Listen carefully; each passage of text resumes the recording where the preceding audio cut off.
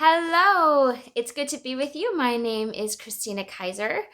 I am working today from a book called Whole Bowls, written by Allison Day, who also hosts the Yummy Beat blog. And I am making her mac and cheese. Let's see if I can make that focus there. I don't know that I can. But here's the picture. I'm doing things a little bit differently. I'm not doing the tomato on top, but I am doing the tofu and I'm adding vegetables. So a little thing, like today I was supposed to be making a mac and cheese from a different book that blends up a bunch of veggies that I actually have already on this vlog playlist.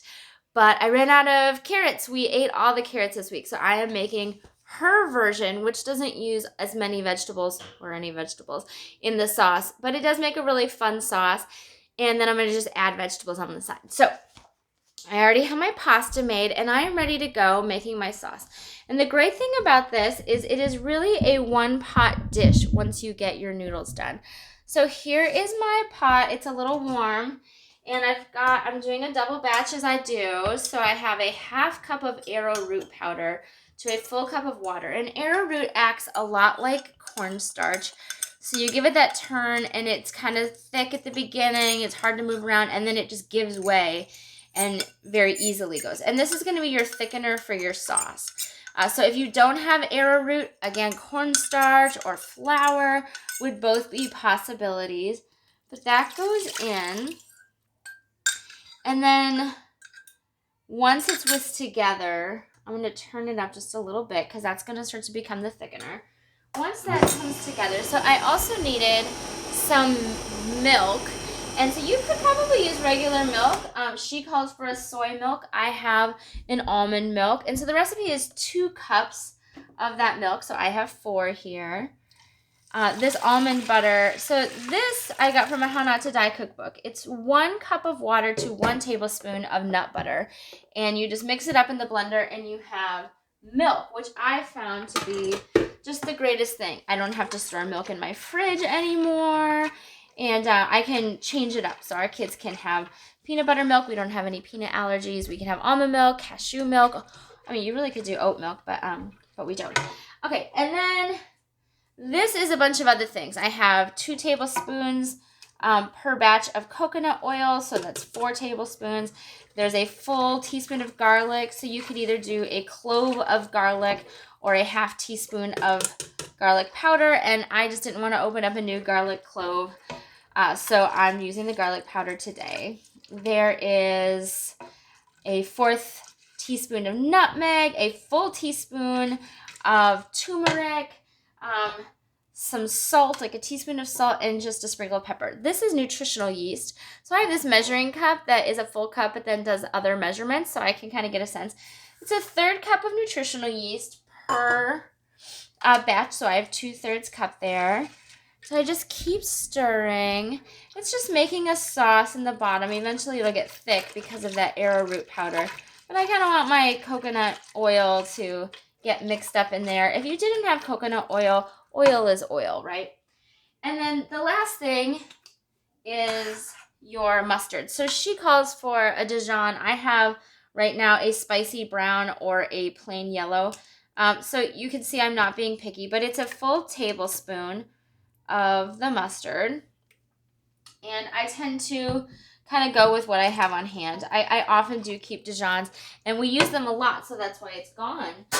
And I don't make a big deal of it if that's what it is. So as that is stirring, I can also talk to you about this tofu. So normally with my tofu, I buy one that is like super firm. It's been pre-pressed. This one was not. They didn't have enough of that at the store this week.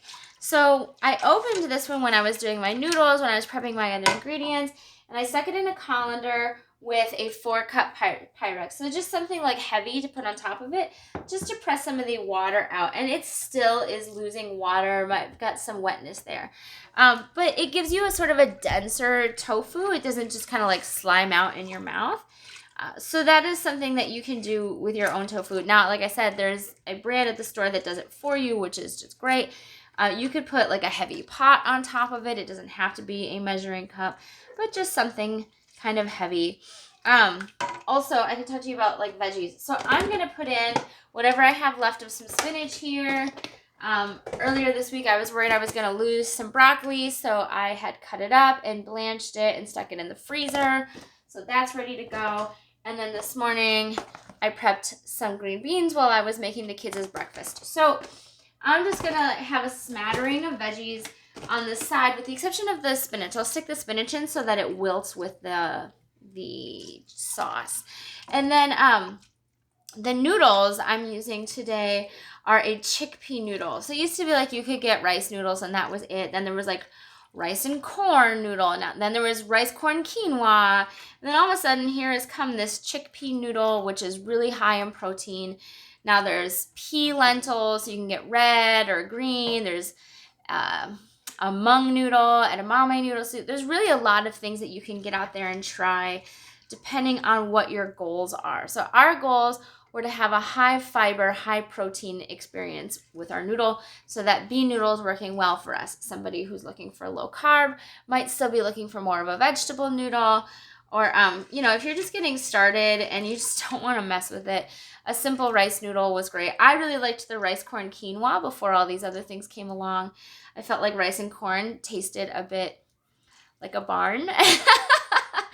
So it's just funny. I don't know. Like recently I accidentally bought a tapioca noodle for a miso ramen dish that I was making. And it turned out I love the tapioca noodle even more than I love the rice noodle. So sometimes you find things out by accident. So here I am. I'm stirring this sauce. It's getting a little bit thicker and a little bit thicker. And all of a sudden, right, it's going to get to a heat where it's going to be like as thick as you want it. And the great thing about this dish is you can leave it in this pot. If you want to serve straight out of the pot, you can. You could stick it in a dish and put it in the oven and bake it. You could top it with breadcrumbs or cornflakes was an old school thing that my family used to do. So there's all sorts of different things that you could do with it. You could serve it with a salad. It always feels to me like serving pasta with bread is unnecessary. I know it's traditional. Traditional in a sense nowadays, but it always feels like you're loading a carb on top of a carb, and is that really necessary?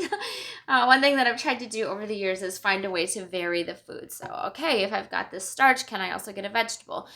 Do I want to add a fruit? And it fills out the plate without just adding a lot of like, man, my stomach feels heavy and I feel groggy. So it's not just like, is it healthy? It's like, how do you feel when you get done eating? So this is getting even thicker still. It's got that cheese look, that cheese color, that nutritional use, that turmeric is doing that for us. It's just a little bit different than pureeing the vegetables and making that a sauce. And, you could use butternut squash or carrots to puree vegetables. I happen to use everything this week. I don't know. I guess, it's early in January here, and everybody eats vegetables. But apparently only orange ones, because the green ones are still here. So we will eat those tonight. That will be our fun treat. This is almost there, almost ready to go. And when it gets to that point, all I'm going to do is dump the noodles in and dump the tofu in, and then you're really all set. So I'm going to turn that heat down a bit. The great thing about this is you don't have to work hard for it. And with a lot of these sauces that are not actually just cheese and milk, the traditional cheese-based experience, is that cheese and milk would just kind of absorb into your noodle, and you would end up having a dry noodle, which was a little bit disappointing. It doesn't really happen with this, which is great. While that's doing its thing, I'll go ahead and stick in my spinach.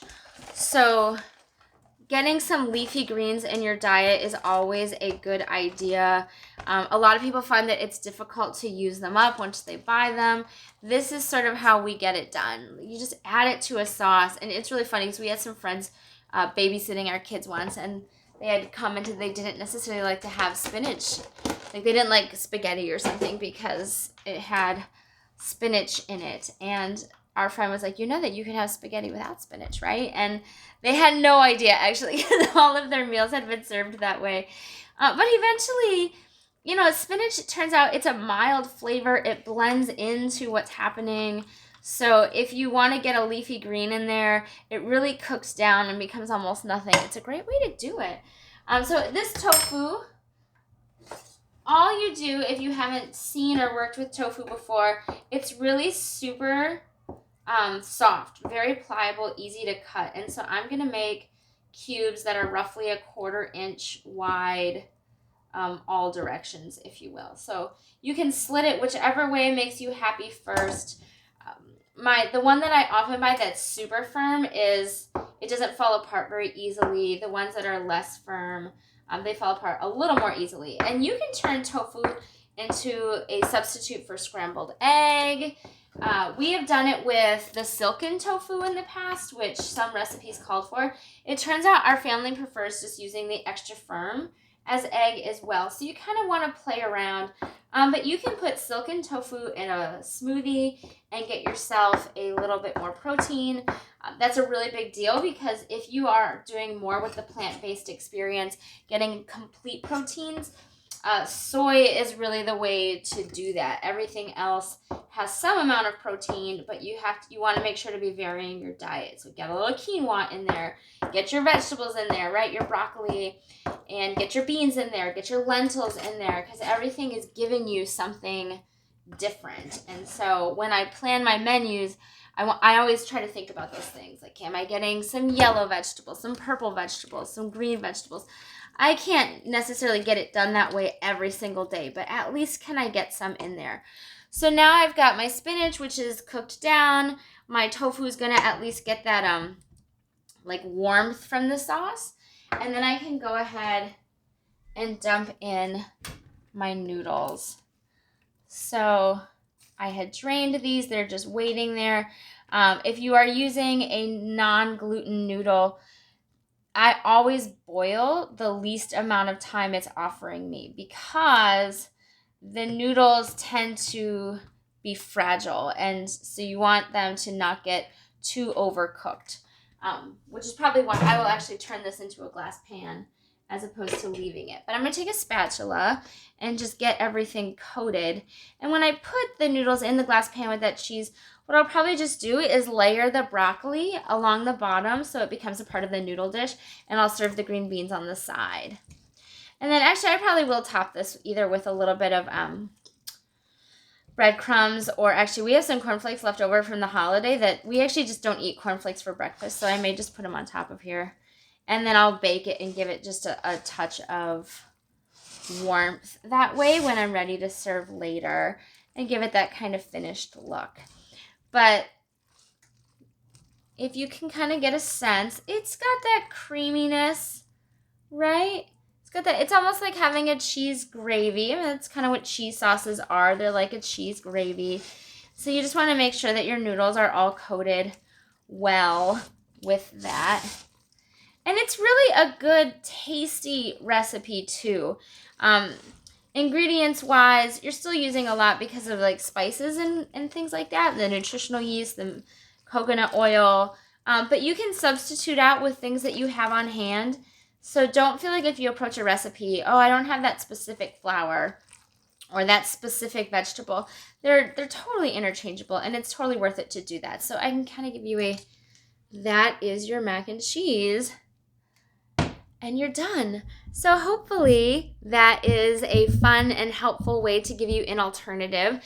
Super helpful if you have lactose intolerances, but obviously we're dealing with lots of question marks here, like whole plant question marks, gluten question marks. There's all sorts of ways to go ahead and find new ways to make meals that you love, that your family will eat, that your neighbors will eat, that your friends will come over and still eat at your house, all the goals.